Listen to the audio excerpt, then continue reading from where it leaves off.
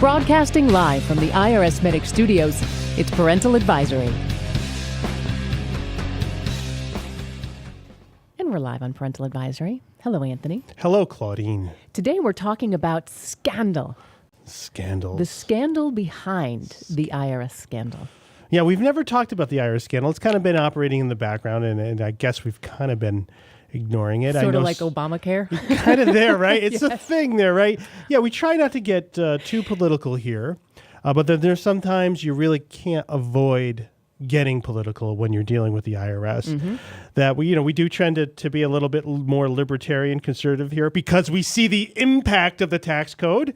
Because we deal in reality. Mm-hmm. We don't deal in fantasy land where, oh, you get free stuff, and now we'll create these incredible burdens. So that's how you tend to become this way when you're actually representing the side of the client. You'll see that there's a lot of tax attorneys, boy, they do donate a lot to Democrats because they like the whole conspiracy, because they get to bill a lot of hours to people. Okay. Yeah, kind of disgusting if you ask me. Yeah. But that's their way. Okay, so now you got the idea from the economist Milton Friedman. Milton Friedman. A great video that we will link in this as well so people can watch it because it is fascinating. I was watching a video on one of my favorite blogs, Ace of Spades, one of the best out there. Ace is a national treasure. Mm-hmm. And somebody linked it in the overnight thread, Milton Friedman. And he was talking about government corruption. Did you? And you watched the video? Yes. Yeah. So what'd you think? I thought it was. I mean, I know we talk about the irony of government and truth and justice. Yeah. But it's so nice to hear. He's such a great, clear thinker. Yes, and it's not muddled. He's not trying to trick you. He's not talking in circles. Right. He's just given the facts. What part of it was not true? What he was saying. Yep. It was amazing. Yeah, he's amazing. Now, something that you said I thought was really cool. You said those governments that have little to do with morality tend to have more corruption. Yeah. Yeah. Duh. Yeah. The government laws that are just, it. The government, when a government creates a law, it's either, reflecting the morality, the innate morality of people, which is a real thing. Mm-hmm. People don't think morality exists, but no, it does. We know what it is. Mm-hmm. And government can't legislate morality, but it can reinforce it by having laws that say, that's a really nasty thing to do.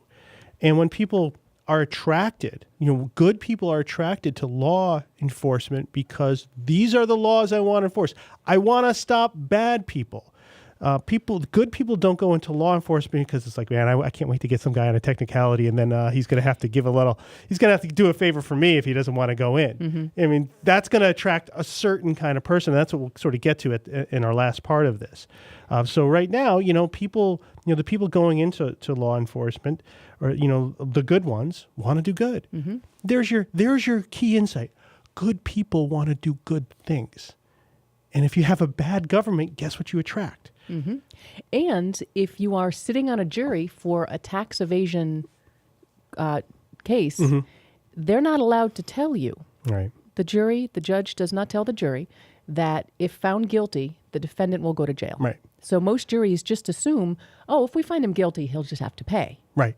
And that's one of the things, because, the government doesn't want you to know the whole truth. So this is where you're starting to say, hey, wait a second. Why aren't you allowed to tell the jury the whole truth? Mm-hmm. Why are you withholding from them? Because tax evasion of an income tax that's based on arbitrary about how much you make in a particular year, and a code that would be wheelbarrows. Really, to figure out what you owe, you would have to go through a wheelbarrow of code and then look at the various tax court decisions to know for sure. Mm-hmm. And so they're saying that is a crime, but most people would say, no, maybe the government needs to simplify things. Maybe that's the real crime, but they're only given a part of it. And so that's where we're starting to see, there's already some, it's already sort of a crappy thing. And it also was all founded on a bunch of lies. Mm-hmm. We talked about last podcast, we talked about payroll taxes, mm-hmm. because the IRS had to have employers starting to withhold money from their employers because the income tax started to affect more people, because when it was proposed,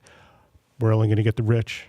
We're only going to get that richest 1%. Mm-hmm. Everybody else, you're fine. You're safe. You're fine, right? You're safe.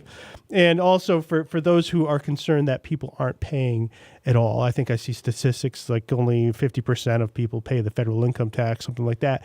It's true and not true. Mm-hmm. That's true, but most people are paying.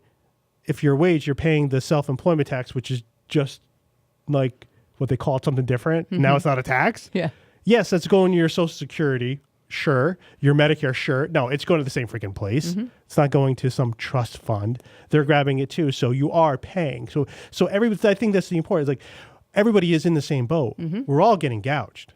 So just because you're not making a lot, look at, and this is the surprise when people become self-employed, that's when they say, oh, this is all the taxes that we're hitting for me, because they put them in your self-employment tax, in your self-employment taxes. Right. And then what about in the video when he talks about cultural lag? Yeah. Yeah, this is something I thought that was really the part that really made me pick up when he said that. Cultures respond to incentives or disincentives, but they don't do it instantaneously unless it's an obvious thing. If Japan is invading your country and dropping bombs on your battleships and you see the footage, okay, there's going to be an instantaneous response, fairly instantaneous. Like, yeah, I don't think we like that so much.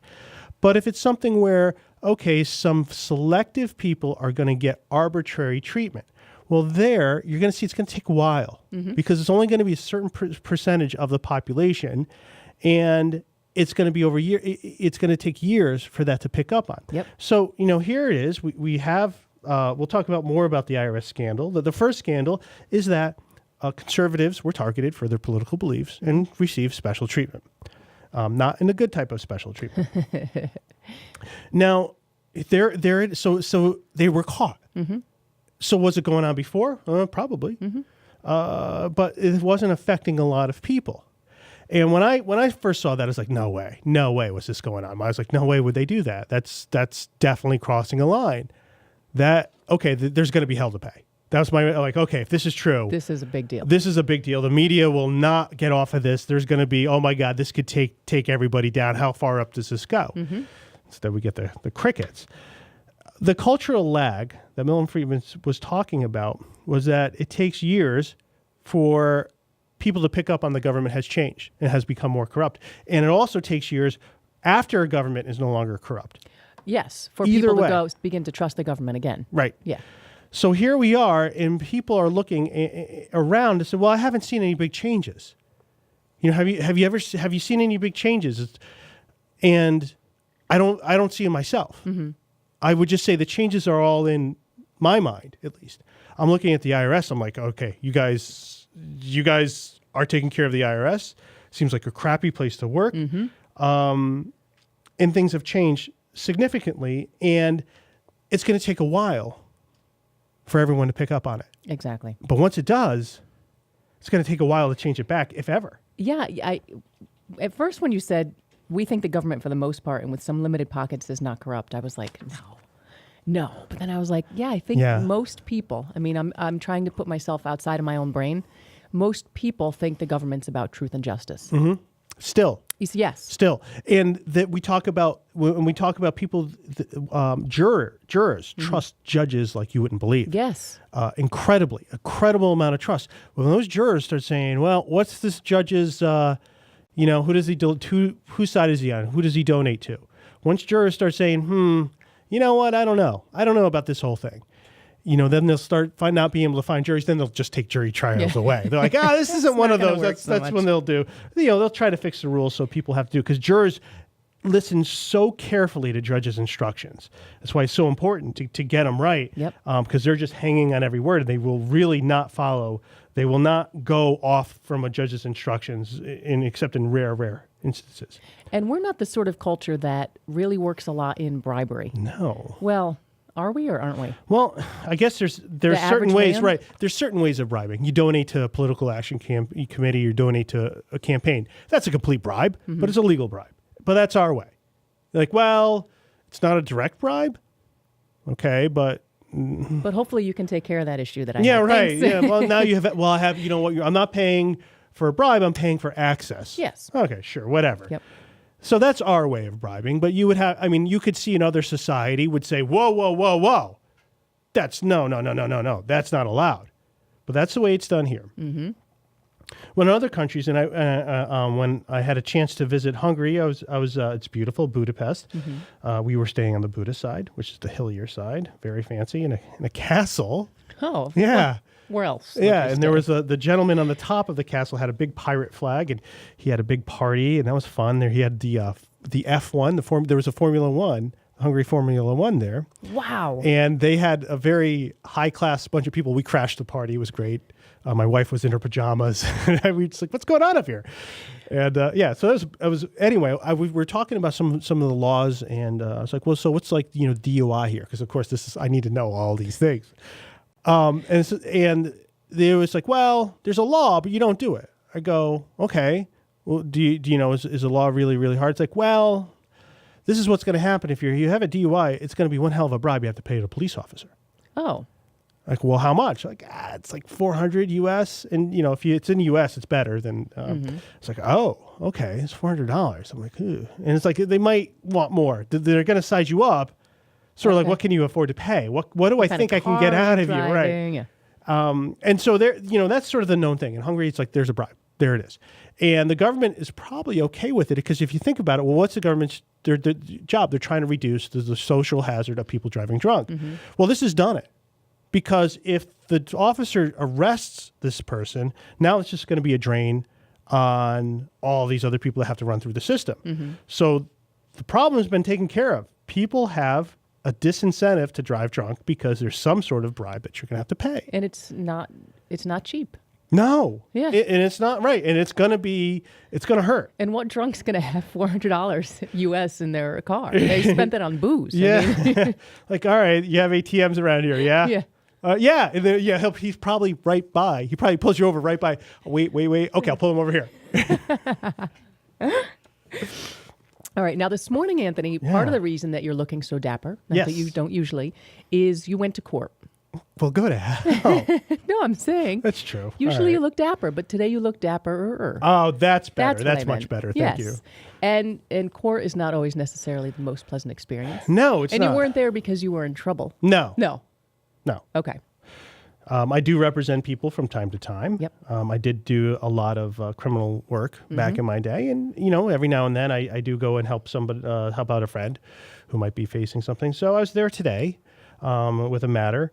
And Meriden is the local courthouse to us. And I spent half my cases when I was starting out were there. But I'd traveled to all the criminal courts. And I'll tell you that Meriden court was always my favorite, because those were the people who were in New Haven too, because both of those courthouses, you have people grounded in reality. New Haven's a little rough because the acoustics in there are terrible. It's just it's a beautiful the courthouse was built in 1904, and something I always thought interesting. Here's an aside. Up above in the ceiling, there's one mural on one side, one mural on the other side. They have 5 commandments on one side, other 6 to 10 on the other side. The 10 commandments are in a state courthouse in Connecticut, in ultra liberal Connecticut. Wow. There's a state court. They're right there.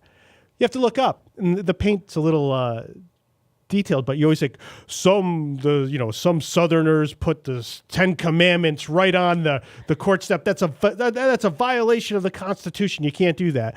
There it is, right there. Don't look up. Don't look up. We're gonna have to destroy the artwork. We spent, it's nice artwork too. Yeah. It's like all the 10 commandments. Wow, so, fascinating. yeah, it's right there. So always interesting to get some historical. I do love the history. Anyway, Meriden was always good. These guys, they're like, look, we have open cases. We're not here to bust your stones. What do you want to do? And every time when I watch them, they tended to be a little bit more respectful to the defendants. And one place I could tell you is terrible, or was terrible, Norwalk. There was a friggin' prick back there. I mean, hopefully this guy is long gone. Probably not, because these people stay around like cancer. This guy would sarcastically pronounce Spanish last names with a Spanish accent. I'm like, you got to be freaking kidding me. And I'm like, what are you doing? What are you doing? The judge is letting this go on. It's like, you don't see what he's doing here? This is disgusting. That's crazy. And so you got to think, like, what's it like to work for a piece of crap like that? And I mean, I heard it was pretty bad. And everyone hates him. And everybody hated him. Just a real mean guy. Anyway, Meriden is never like that, as far as I know. And it actually improved. And the the marshal who ran me through the metal detector this morning, he was there was two defendants in front of me, and he was just like really, really helpful. Oh, he's like, one guy came in, oh, you were had a little domestic dispute this weekend. Yeah, you'll want to go down to the basement. And the other guy's like, oh, yeah, you're going to want to go to the second floor. So he's direct. I mean, he's going above and beyond. Mm-hmm. He's like, being really friendly. And I'm looking at this guy. I'm like, this guy's been here since 20 years. Yeah. And I'm like, I think this guy's lost weight. I'm like, he looks better. He used to be like really kind of surly. Mm-hmm. I mean, this guy's just like go getting it. I'm like, man, I'm like, what happened here? Like, he was just kind of like a regular state employee before. And now he's turned into super employee. Huh. It's usually the opposite. Right. Yeah. And I go up and I hand my appearance to some more marshals inside, and they're like, all right, cool. Then I'm just, talking to my client, and then I'm called immediately. And by the way, they open up the courthouse early there too, just to give people some time to get settled. Oh, that's nice. I only had two guys in front of me in the line. That's nice. And I talk to the guys, like, okay. And I go, you guys have open file? Yeah, I'll email you everything. It's like, okay, do I need to stick around? No, just go. Okay. Weird. And I just said, you guys are the friggin' best. Did you tell him? Yeah, I said, you guys, it's like, I don't know what's going on here. But, something like that doesn't happen by accident is my point. Yeah. There's something culturally going on there. Yep. And what I've always noticed is that when I'm sitting, it's like they're always respecting the individual. And so when you're working there, I think you have to think, I am on the side of good because we're trying to help people out, even the people who did something wrong. So with that, when you have that sort of morality, people are going to feel better, down right to the marshal greeting you at the door. Right. That's fascinating because as you said that, I'm now bringing it back to the IRS scandal, Yeah. and I'm thinking it's literally the opposite cultural that has to exist in those buildings. Yeah, exactly. Because I'll tell you, there are wonderful people at the IRS who are incredible. And these are the people who I'm just, you guys really are the ones who are here with the most to lose. Unless you're going to retire in a few years, but maybe you still care about the IRS. Maybe you'll care that this thing is being dragged through the mud like you wouldn't believe. Well, I mean, your original intention was you thought maybe you could work for the IRS, didn't you? And you could help. And, if you go in with that attitude, hopefully it sticks. But I think with the culture that exists there, it's hard to fight through that. Yeah, and I had another story that I think relays sort of what happens when somebody's heart is pulled out by their employer. Mm-hmm. I mean, when you rip out their heart, when you rip out their morality, they become shells. That is how you have destructive things happen, and that's how you attract more destructive things. I remember this job I had, one of my many jobs. I probably had 20 different jobs. I would try a lot of things. I thought I'd work at a car dealer. Okay. And was one of the car lots. And so I degreased the protective coating they put on and got nice chemical burns on me. That was great in the summertime. Is this before you decided on law school? This was, I was like, maybe I should go back to school, I think. Okay. This was the summer before I decided, I think I want to go back to college. This is where I was introduced to things I wasn't used to. Like if you partied a little bit too much the night before, you go into the bathroom, take a few lines. Now you can get your work done. Oh. And I'm like, wow, that's...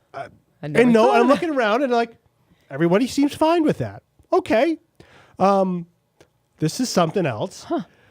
And so I was working this car, and it was like I did have this boss. His name was Jerry, and he did say this to me: "I don't pay you to think." And I was just like, "Oh my God!" It was said to me. I'm like, wow! I checked off the list. Yep, there it is, the crappy job bucket list. Yep. So this is what had it all around. So I was, I would clean cars, drive customers around, and this one day, Jerry goes, "Hey, go take Melissa's car and change it out. She's getting a new demo." I'm like, okay. So she had a red Acura Integra. Oh, I guess I'm giving away the car dealer. It was a red Acura Integra, 92, 93, a little sporty thing. And so I was like, okay. So, we had the keys to it. So I just grabbed a key and then I brought it in, cleaned it out. And it's like she had all her personal stuff in the back because it was her demo. And it was her car, basically. She's just thinking it's her car. And then, and I'm cleaning it, have it all done. I have to go sort through her stuff. And I'm like, all right, I guess I'll find some boxes. even though I was thinking, I'm like, I should wait a second. Is this one of those thinking things Jerry tells me not to do, right? Yep. And here's so a box with all your stuff. Right, here's the box, all your stuff. I organized it. I cleaned out her car. And she comes, she's like, what the, she's just ripping mad. I'm like, Jerry told me to do it. Then she walks and Jerry starts yelling, what the hell is this? And it's one of the stupidest things in the world, because here's something that is a good thing. Hey, Melissa, you're getting a new demo. Wouldn't you like to have a new demo? Mm-hmm. Yeah, I would. That'd be great. Hey, so you know what you should do? Clean out your stuff, put it in a box so you can bring it into your new car. That just consideration of somebody else would take a good thing and make it good. Mm-hmm. Or you can make a good thing and make it crappy and demoralizing by not telling her. And now it's to me. Now to me, I'm like, what the hell is this? And I felt weird, like going through, like there's some frilly things in there too. I'm like, okay. And I'm just like, and she's assuming like I'm a lot boy who has the morality of their, I'm bumping lines in the back like on this dirtbag. So when you destroy your morality, who are you going to attract? You're going to have some manager like, Jerry, mm-hmm. who's there, and you're going to have people doing all the wrong things. And so it starts from somewhere. When you're dealing with a crappy organization, it starts from somewhere, and it doesn't show up immediately. Mm-hmm. It takes a while to build. Either way. And yes. I'm thinking about my last job, and it dribbled down from the top and infected the whole company. Okay, so the scandal of the IRS scandal, that there is no scandal. That is the scandal. That is the biggest scandal in the world, the fact that it's not a scandal. That here it is. Here's our fact. We know conservative people were targeted, and it was directed from the top, some sort of top, mm-hmm. and there's a cover-up. There is a complete cover-up to just not be honest and forthcoming to say what happened. Emails destroyed, but not destroyed. Oh, we couldn't find them, but guess what? They found the backup because you attempted to destroy it. You attempted to destroy incriminating evidence. There should be a whole vast array of people in prison right now. Mm-hmm. I mean, if there was any decency, if this was an if this was a corporation, they'd be in prison. Right. They're in the government, so they're probably just going to continue on. That's what their job is. And when I look at the Commissioner Koskinen, and it's like, you were brought in for one reason, dude, to be the bag man for this. You're not entirely, I'm looking at you, you kind of look like a lizard. Mm-hmm. You probably and that's the way I look at him. I'm like, oh my God, he just has a, oh God, he makes you on edge. He's not there to be an inspiring leader. Mm-hmm. He's there to clean up a mess, and he's a guy who'll do it. He's loyal to the cause. He's going to do it. And he knows, hey, look, comes down to it. I got to take one for the team. I'll do it. Well, there was people that took it for the team, and they, one woman actually ended up pleading the fifth. Mm-hmm. She retired 4 days later? She retired. And then she got like all her bonuses and everything. Right. Yeah. No. You took the Fifth Amendment. Right. So, I mean, and the outrage isn't really necessarily, and again, not what they did. We expect bad actors to act bad. Mm-hmm. That's what bad actors do. What we do expect, and this is where I think things might be changing, is we expect our media to be on top of this. This should be nonstop. A law prof, Paul Karen, has his law prof blog, and I was just trying to check where we were in the timeline of this. We are on day 1047 of the IRS scandal. Right. And they're just pushing it under. They've converted this into it's just a partisan attack. Mm-hmm. Are you kidding? Well, yeah, it was an attack, but objectively, this is completely wrong. Completely wrong. What's going on and the cover up. I mean, that's always what they said. Oh, it's not the crime; it's the cover up. Well, I'd say here it's a crime and the cover up. Yeah, I mean, they're all kind of related here, and the crime is the media is just out there. But this is the crime is that the media is now demonstrating themselves to be partisan players beyond. Now the IRS is demonstrating themselves to say, okay, you're weaponized. Mm-hmm. You're going after people you don't like. And now the media is like, yeah, and then we'll make sure that this big government organization will protect this so it doesn't happen. Now, what they don't have a control over like they used to, is there's alternative media now. There's blogs and there's websites and there's a tremendous amount of traffic. And these are the people who aren't given a voice, but they're starting to become a majority. Alternative media is becoming a majority. It is. And at some point, what are you going to do? How are you going to put jurors on here who trust you at all? Where are you going to, and rightly don't trust you? That they rightly like, no, I know this is all, BS. Yeah, your pool's going to start to shrink. I mean, one strategy for dealing with the IRS, this is what you do, right? Today, go out and just say, I'm going to make the biggest donations to Ted Cruz, who's going to abolish the IRS. I want to say, I'm donating this to Ted Cruz because he's going to abolish the IRS, who I think are criminal. Go do that. Make a big noise about it. Now what happened? Now when the IRS ever comes for you for an audit or from the collection alternative you're not going to give you, say they're doing it because it's politically motivated. There you go. Right? Now, as a jury, 10 years ago, would a jury believe that? No way. Now? Okay, probably. There's a possibility. Yeah, there really is. And that's what's really disgusting. They don't and that's, people in the IRS don't see that. The government doesn't see that. Here it is. It's now a possibility. It's now acceptable as an alternative to enter that in my mind. I'm being targeted because I'm a conservative. And it looks like I think there's a lot of conservatives out there who have been targeted for audits, but no one wants to say it because they don't want it known. No, and then nothing's going to happen anyway. Right. Yeah. Exactly. It's like, whatever. I made it through the audit. It's over. It's done with. They can't audit me for a few more years. Yep. Okay, now, who should be most pissed off? People at the IRS. Yeah. Yeah. If I was at the IRS, I would be, I'd be livid. Especially if you went in like you did with the best intentions. Yeah. You really sort of work around that culture. You don't get sucked into it. And now here it is. It's like, it's not just a culture within the IRS. It's now coming from outside. They're going, oh, wait a second. Yeah. Yeah. This is, and I guess I assume if I would, I would be a frontline worker for the IRS should be the most livid because you're the one who has to actually deal with people because they're going to say, I see why you're here. I know why you're here. Yeah, nice work, dirtbag. You could be called dirtbag, scumbag, hack, capo, a whole bunch of things. And you know what? Now what sucks is before the people had no point. Now it's like, oh, geez, they might be right. Yeah. How do I know this wasn't? Because you're given this case, you're assigned this case. Like, why was I assigned this case? Why? I don't know. Was it because does this guy actually have a point? Now you have your doubt in there.